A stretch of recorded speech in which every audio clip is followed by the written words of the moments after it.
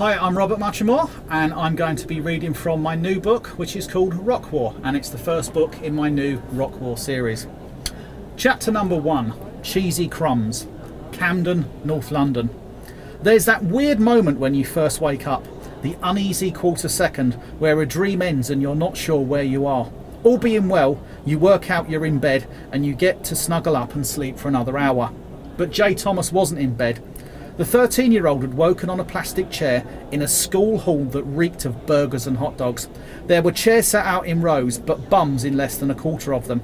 A grumpy dinner lady squirted pink cleaning fluid on a metal serving counter at the side of the room, while a banner hung over the stage up front read, Camden School's Contemporary Music Competition, 2014. Debris pelted the floor the instant Jay moved. Puffed wheat snacks with cheesy orange flavouring. Crumbs fell off his clothes when he stood, and another half bag had been crushed up and sprinkled in his spiky brown hair. Jay played lead guitar for a group named Brontobite. His 3 bandmates cracked up as he flicked orange dust out of his hair, then bent over to decrumb a Ramones t-shirt and ripped black jeans. "You guys are so immature," Jay said. But Jay didn't really mind. These guys had been his mates since forever, and he'd have joined in the fun if one of them had dozed off. "Sweet dreams," Brontobite's chubby cheek vocalist Salmon asked. Jay yawned and picked up orange gunk out of his ear hole as he replied, "I barely slept last night. My brother Kai had his Xbox on until about 1, and when I finally got to sleep, the little knobhead climbed into my bunk and farted in my face." Salmon took pity, but Tristram and Alfie both laughed. Tristram was Brontobite's drummer, and a big lad who fancied himself as a bit of a stud. Tristram's younger brother Alfie wouldn't turn 12 for another 3 months. He was Brontobite's bass player and the band's most talented musician. But the other 3 gave him a hard time because his voice was unbroken and there were still no signs of puberty kicking in. "I can't believe Jay gets owned by his younger brother," Tristram snorted. "Kai's the hardest kid in my year," Alfie agreed, "but Jay's like Mr. Twig Arms or something." Jay tutted and sounded stressed. "Can we please change the subject?" Tristram ignored the request. "How many kids has your mum got now anyway, Jay?" he asked. "It's about 47, isn't it?" Salmon and Alfie laughed but stifled their grins when they saw Jay looking upset.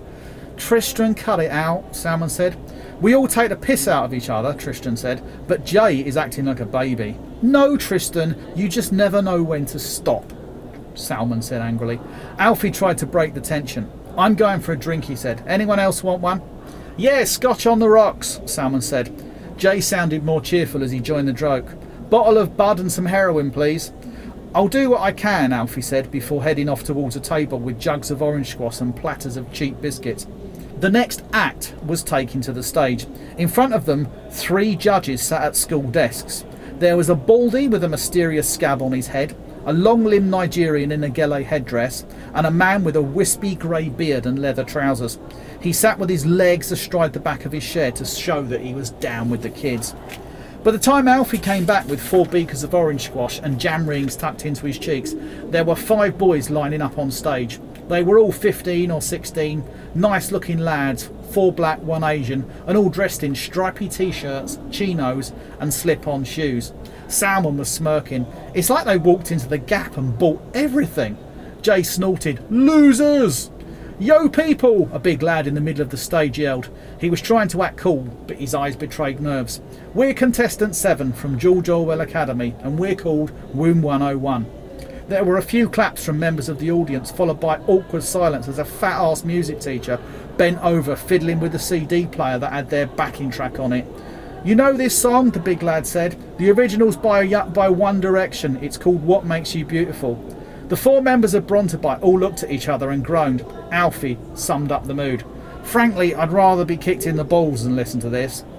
As the backing track kicked in, Womb 101 sprang into an athletic dance routine with 4 members moving back and the big guy in the middle stepping up to the microphone. The dancing looked sharp, but everyone in the room really snapped to attention when a powerful lead vocal started. The voice was higher than you'd expect from a big black guy, but he really nailed the sense of longing for the girl he was singing about. When the rest of Womb 101 joined in for the chorus, the sound was swamped by the backing track, but they were all decent singers and their routine was tight. As Wound 101 hit their stride, Jay's music teacher, Mr. Curry, approached Bronterbite from behind. He'd only been teaching for a couple of years, and half the girls at Coleton Road School had a thing for his square jaw and gym pump bod. He tapped in time with the singing, and finger clicking continued. "They're really uplifting, aren't they?" Mr. Curry said. The 4 boys looked back at their teacher. "Boy bands should be machine gunned," Alfie said. "And they're singing to a backing track. How is that even music?"